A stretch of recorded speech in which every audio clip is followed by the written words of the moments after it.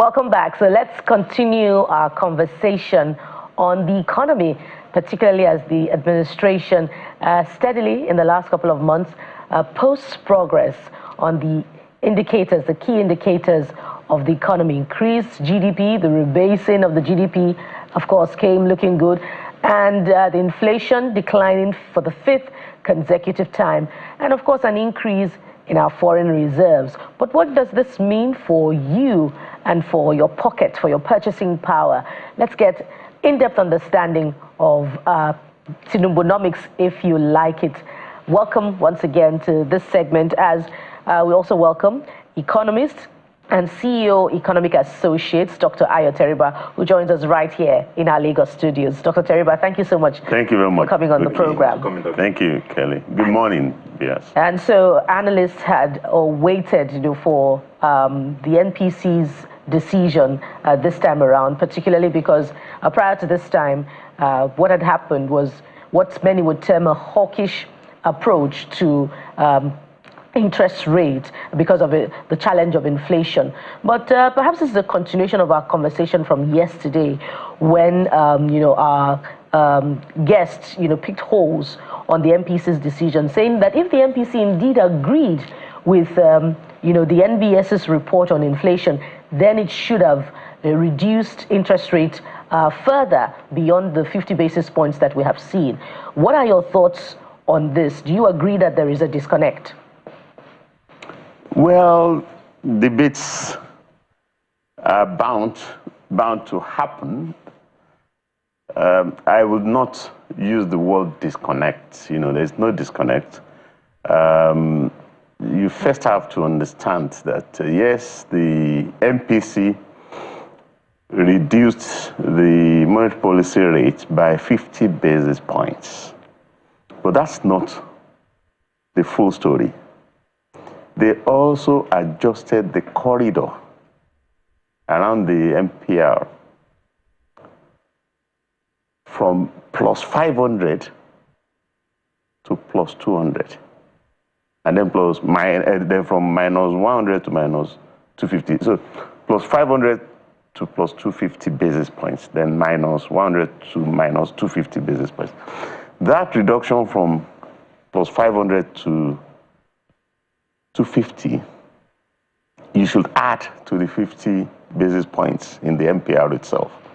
So they eased by 300 basis points, not by 50 basis points, because no bank can borrow from the central bank at the MPR. It has to be the MPR plus the, corridor. So I do think that at a single meeting, that should be enough. So I don't think there's any disconnect. And the central bank has to continue to be cautious. They've been cautious since the beginning of the year. They've been holding. This is the first time they will bring themselves to ease since this current MPC was constituted. They tightened at all their meetings in 2024. They've eased thus far until the meeting of this, so they've held thus far until they ease this week. I think that should be in order, because right now they feel the comfort that most macroeconomic variables are headed in the desired directions. We're not yet, in the promised land, but we are heading there with disinflation. You see 5 consecutive months of deceleration of inflation. I see 8 months of declining trend in inflation since January. The only exception to the declining trend was March. And that doesn't, the 1 month deviation out of 8 is something, so when you say 5 months, you underplay the fact that we're talking 8 months. And that's 2/3 of the year. Inflation has been on a downward trend. If this is how we get to December, you will be in the vicinity of the 15% that the government has targeted. So Central Bank has started easing, but let them also do so, gradually, so they don't rock the boat. So let them, confirm that the growth trend that has lately been reported, which is okay, you have decelerating inflation, and now the latest MBS paint a picture of accelerating growth rate. So both are desirable. So would you say that it's the MPC's consecutive tightening of MPC interest rates over the months that has worked in the result of declining inflation? To put your finger on exactly what worked, you have to be careful. The policy mix. I think that the most important variable for the central bank is the net reserves. So the net reserves has been reported to have increased from about 4 billion in 2023, and certainly less than 10 billion when the MPC started tightening, to more than 23 billion in the first quarter of this year. I think that's the crucial variable. That's the variable behind the stability of the exchange rate. And that's the variable that Nigeria and the central bank should focus on, get it as high as you can. And then that provides you room, for other monetary policy instruments to work. Yeah. So I don't think it's the tightening, that is giving us the disinflation dividend. I think it is the stability of the exchange rate that the improved reserves made possible. So we should keep the improvement in reserves so the exchange rate remains stable and possibly get stronger, and then inflation should continue to decline. Dr. Teriba, I mean, yes, on paper, this looks good, and it looks like good news. But there are those who say that this good news on paper, which looks like progress, only fits to a selected few. Some of them have said they've tagged the few as the ruling class and the elites. And they say the ordinary Nigerian or ordinary Nigerians, they're not feeling this optimism that you share. Very good. On paper, it is not right to say that this is on paper. Monthly report of inflation is not on paper. It's the result of field survey, carried out by the MBS. GDP report is not. Some will question some of those numbers. Wait, you didn't question it when we had 18 consecutive months of acceleration of inflation. You believed it. You wanted the government to be crucified. Okay. You didn't say it was on paper. When we were getting, from the month before the new regime took over until December 2024, the news on inflation got worse every month. And everybody believed it. So it's not on paper, it's in reality. So from the turn of the year, the news has gotten better every month. The regime has now managed to bring inflation below the level they met it at 22% in May 2023, and now it's at 20%. It's not on paper. And I've seen reports, people in the market saying truly prices are coming down. It's reality. The growth improvement is reality. We've had good news for long enough that we are now receiving good news with disbelief. That exactly is what is happening. And you didn't need to wait for this growth report to know that the economy has moved out of the risk phase that it had been in 2023 and 2024. Since the turn of 2025, things have been improving. And there are a lot of evidence that are mounting that you shouldn't ignore. The results that those companies that have been declaring losses almost in any sector that you turn to, whether you are talking of telecoms, or you are talking of pharmaceuticals, or you are talking of cement companies, or you are talking of banks or insurance. Are the ones who have folded up and left Nigeria. The story has changed. So since the beginning of this year, you hear about the Nigerian company that has now listed in London Stock Exchange. You hear about those that have recapitalized. You hear about those that were not profitable but are now profitable, are declaring profits, are announcing investment. And 2 years ago, 1 year ago, 1 year ago, Dangote refinery was just starting. Today, you know, it's thriving on the back of the subsidy remover. Today, they are talking about 10,000 trucks, you know, to move products for free around the country. So you can the evidence that we have exited the risk phase and that we are in the recovery phase is mounting. So GDP growth figure is a lagging indicator.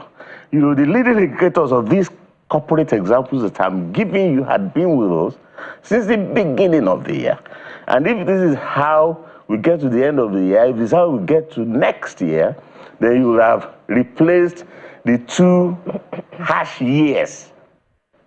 The 2 years in which there was heat with another phase in which things do get better and measurably and evidently so, eventually for the ordinary Nigerians.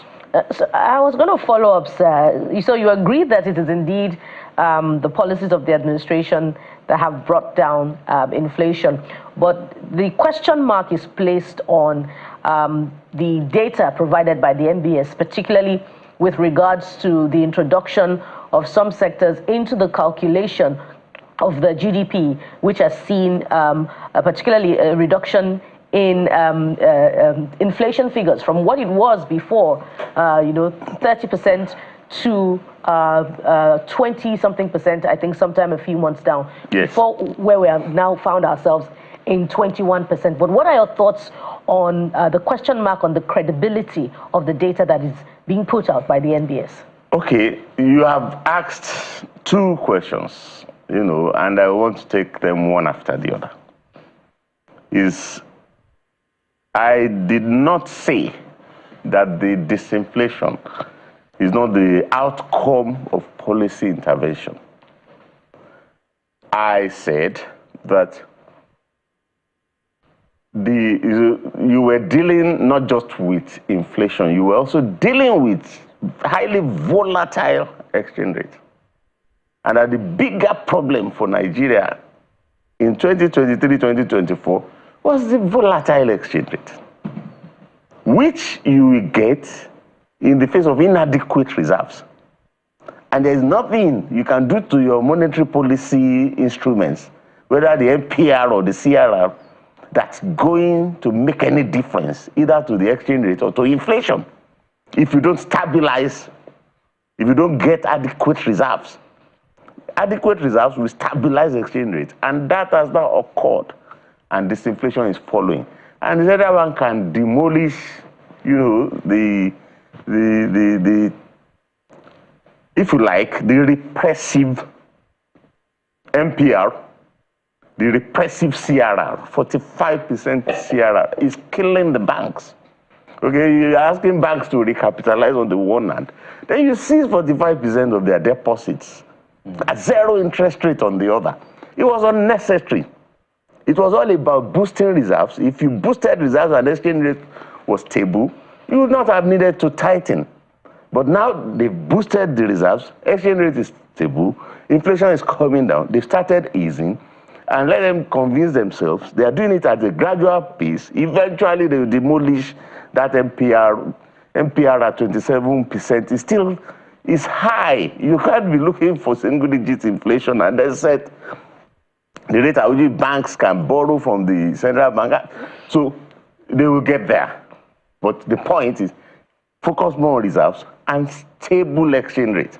If reserves are adequate, exchange rate will be stable and inflation can stay low, regardless.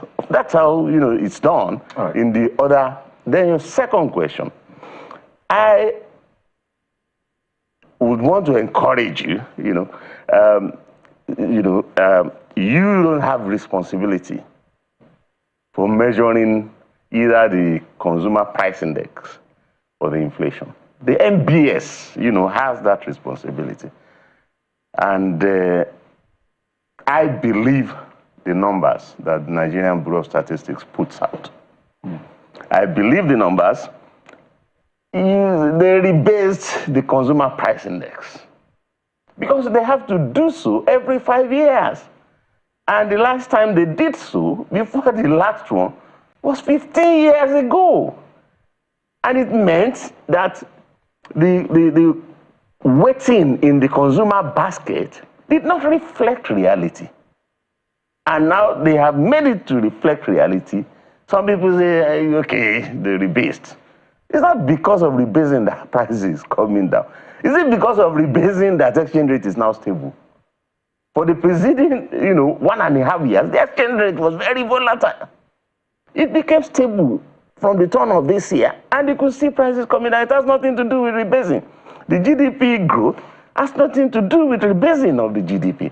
They've rebased, and we've got the numbers, but the growth rate, the growth acceleration preceded the rebasing. They announced rebasing only in July. But we've been seeing the growth acceleration any quarter this year, GDP growth in any quarter this year has been higher than the GDP growth in the preceding quarter of 2024, the corresponding quarter of 2024. And it gets even higher as you move on. That's growth acceleration. So believe the numbers, it's not your responsibility to measure it. Well, it's our responsibility to question and query some of these numbers. Well, you didn't question when it said there was a recession. When they said there was a recession, you believed it. Well, when they said there was inflation, Dr. Teriba. We have always our job as journalists. Is to hold the powerful accountable. Is to ask questions, important questions. And so even when we went through recession, we had to ask ourselves why should we even go through that recession? But let's even not go there. Let's X-ray these economic reforms in just a moment through the lens of your eyes. There are those who think that, look, in 1986, General Ibrahim Babangida introduced the structural adjustment scheme, and with the aim of fixing Nigeria's economy. So there was the devaluation of the naira, there was the liberal trade market, and all of that. And the idea was to fix the economy. So when the current administration tells Nigerians, just tighten your belts, hold on, there is light at the end of the tunnel, some will remember what they went through in 1986 and other years of some of this kind of economic reforms are a bit worried. And that's where there's that trust gap. I wonder what your readings are. Well, 1986 and now, the conditions are different. And Nigeria has an opportunity, well, to forge ahead at the moment. There was a consensus before the current regime came that the economy was in doldrums, just any aspect of it. You had multiplicity of exchange rates, and you had the inflation had been climbing prior to the challenge for any candidates that won out of the top the three that were in front, was to address these issues. And the current regime has tackled the issues head on, from unifying the exchange rate market and the turbulence that followed because of low reserves, to a situation in which the turbulence has now been arrested. Reserves are rising, and you have stability in the exchange rate. You hope that you recover some of the grounds lost, but it's going to come down to what happens to reserves, especially what happens to the realization of the investment pledges, that has been made, while the president has been, going around the world trying to raise the money. Inflation, the narrative has now improved. Growth, the narrative is improving. So Nigeria is heading towards where Nigerians want it to be. So why are we comparing it with 1986? Because there's hardship, Doctor. Nationwide hardship. put it. I'm not sure which markets you patronize. I'm not sure the people around you and what the pressure is like on you, but a lot of persons that we have had to interview have had to say, you know what, a lot of persons, we've had more people reaching out to them now for help. People's pockets of the pockets of Nigerians are not smiling at all. Wait. There was hardship. There still is hardship. Hang on. The tide is now turning.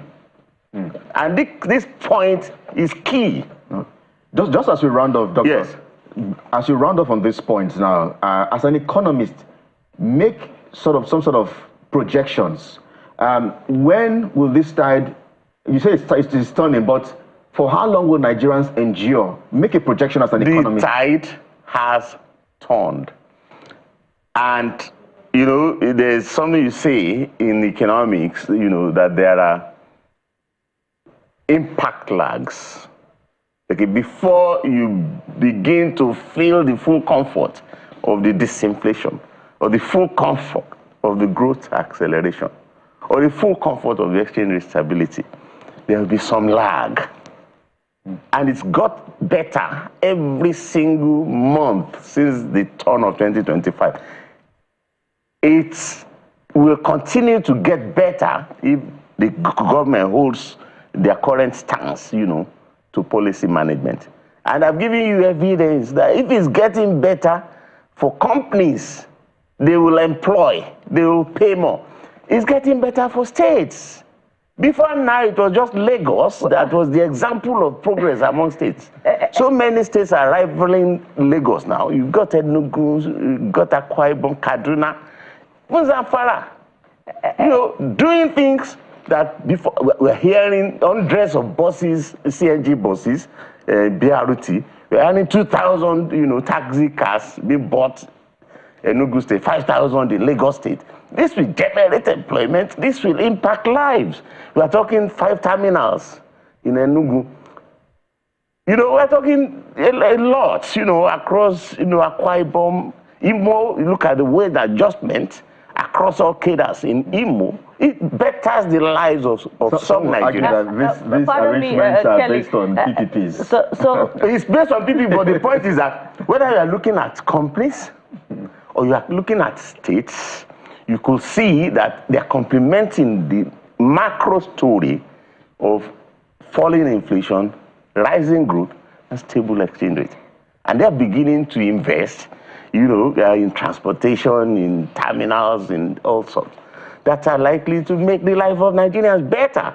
And if this is how, if other states join, other companies join, we are not hearing of any company shutting down and leaving Nigeria. We are only hearing of companies announcing expansion. Doctor, so I'm saying, for you to keep the recovery and get the best out of the recovery, recognize that it is here.